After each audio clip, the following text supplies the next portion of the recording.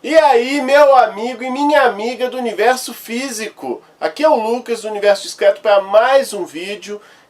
Esse vídeo, enfim, vou fazer um vídeo de inteligência artificial e machine learning.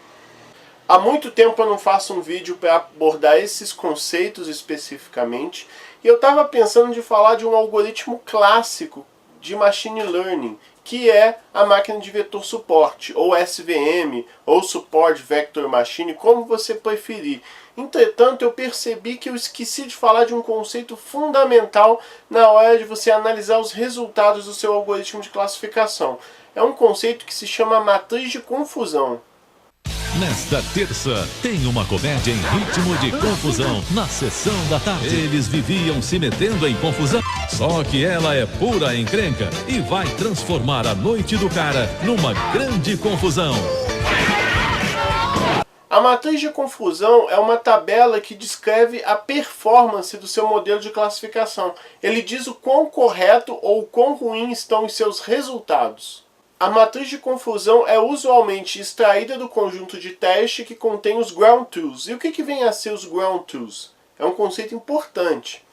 Para entender ele, para ilustrar ele, vamos imaginar um exemplo. Vamos supor que você tem um algoritmo classificador de tamanduás. Não sei, veio à minha cabeça. Tamanduá. Então imagina que você tem um algoritmo que você entrega uma imagem e ele identifica se tem um tamanduá ali ou não, por exemplo.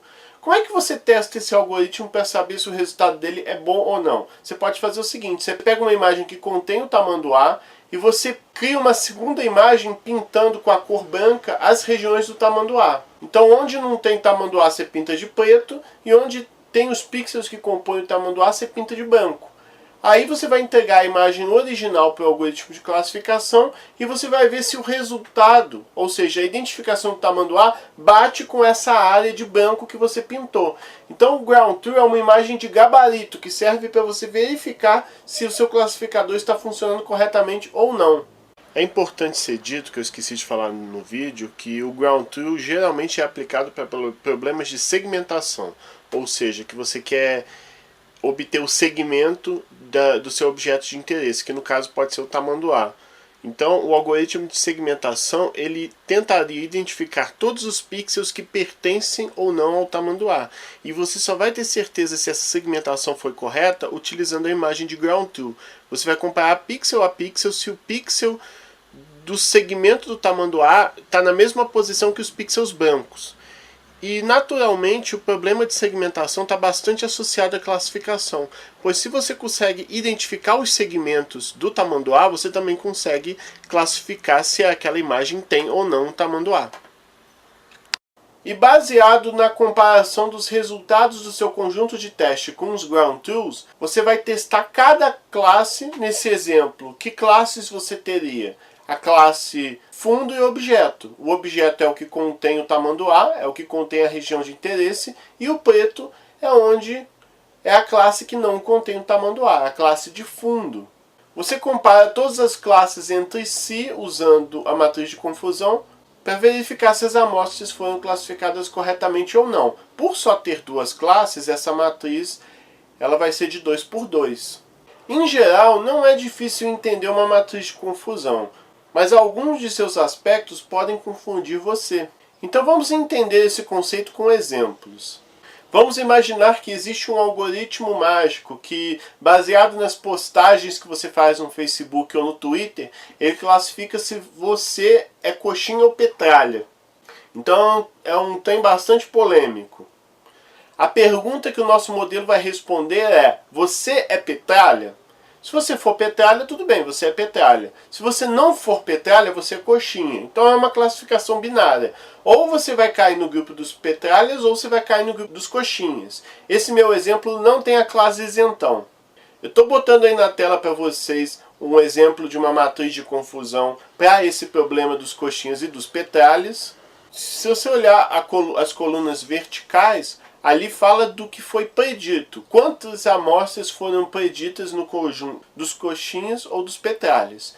Já os eixos horizontais, eles falam da classificação real, ou seja, a classificação verdadeira da amostra.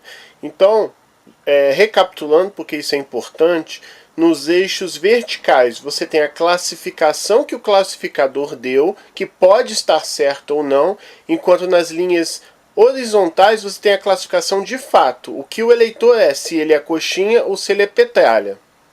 Então, o eixo horizontal, ele fala do ground truth, ele fala do fato, se a pessoa realmente é coxinha ou petralha, enquanto as colunas verticais falam da predição do modelo. O modelo predisse certo se a pessoa é coxinha ou é petralha.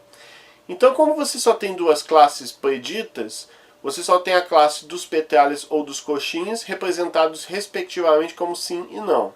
O classificador está fazendo a predição em 165 indivíduos. Cada indivíduo é uma amostra do meu modelo. Se você somar os valores aí, você observa que o total é 165. Então, 165 pessoas vão cair em duas classes possíveis, petralha ou coxinha.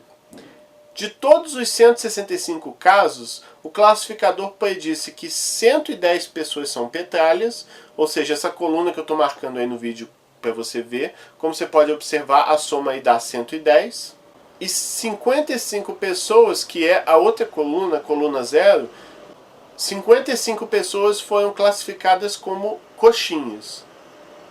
Só que na realidade, 105 pessoas são realmente petralhas, seria a coluna horizontal número 1 aí, enquanto 60 pessoas são coxinhas, que é a linha de cima, a linha 0. Assim, o que a gente pode concluir? Então a diagonal aí está mostrando que 50 pessoas foram classificadas corretamente como coxinhas e 100 pessoas foram classificadas corretamente como petralhas.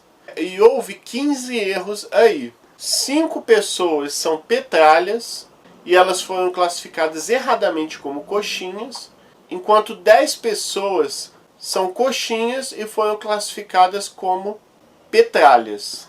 Baseado nessa matriz de confusão que vocês viram, vamos definir agora alguns termos que são necessários e que a gente usa a matriz de confusão para métricas de metodologia científica.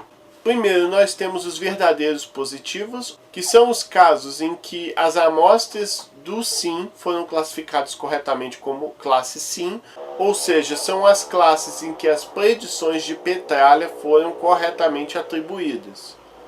No caso, temos 100 amostras, ou seja, 100 indivíduos que caíram nessa categoria. Nós também temos os verdadeiros negativos, que são os casos em que as amostras caíram no conjunto não. O conjunto não, no nosso exemplo, são os coxinhas. Então, no exemplo, tivemos 50 pessoas que foram classificadas como coxinhas. Temos os falsos positivos, são os casos em que a pessoa é coxinha, mas foi classificada como petralha. Ou seja, é o conjunto em que as amostras eram para ter sido classificadas como não, mas foram classificadas como sim. Os falsos positivos geralmente são os maiores problemas de um classificador.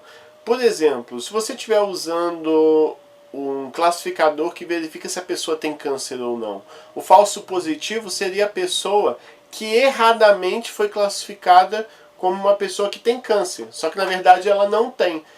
Então você imagina que esse tipo de erro, o quão complicado é esse tipo de erro, o quão prejudicial ele pode ser. Num sistema de identificação de biometria, por exemplo, o falso positivo é uma pessoa que não tem a impressão digital para entrar, mas é classificada erradamente como uma impressão digital que existe no sistema. Então a pessoa entra sem ter a permissão. Então a gente sempre quer reduzir os falsos positivos ao máximo. Similarmente, os falsos negativos também são problemas bastante sérios. Os falsos positivos são pessoas que foram classificadas como não, ou seja, foram classificadas como coxinha, mas no fundo elas são petralhas. No exemplo, são 5 pessoas que caem nessa situação. Uma vez calculadas essas 4 taxas, que são muito aplicadas em pesquisas médicas ou em pesquisas de classificação de aprendizado de máquina convencionais, nós pegamos essas 4 métricas aí e usamos ela para fazer outros cálculos, como é o caso do cálculo da acurácia. A acurácia nos diz o quanto o classificador está correto.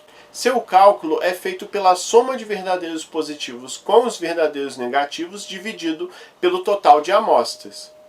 No exemplo, temos 0,91, o que indica que o nosso classificador tem 91% de acerto, o que é uma taxa bastante positiva. Temos também a taxa de verdadeiros positivos, que mede o quão preciso é o sistema quando a amostra é positiva. No nosso exemplo, quando a amostra é petralha. Assumindo que a amostra é petralha, o quão correto, o quão preciso é essa classificação de petralha? Temos 95% de acerto nessa situação, o que é uma taxa bastante positiva. Essa taxa também é chamada de sensitividade ou recall. Outra medida importante é a especificidade, que é a taxa de verdadeiros negativos. No exemplo, quando a amostra é coxinha, o quão precisa é essa classificação de coxinha? Temos 0,83 ou 83% de acerto, o que mostra que o nosso classificador deixa muito a desejar nesse sentido. Basicamente eram esses conceitos que eu queria falar. A parte 2 desse vídeo eu vou mostrar uma implementação em Python para você escrever o código da sua matriz de confusão. Então você, a partir dos resultados do seu classificador, você vai poder construir uma matriz visual, uma matriz que mostra o grau de acerto e de erro do seu algoritmo. Então, sem enrolação, vamos para a parte 2, onde eu vou mostrar como você implementa isso.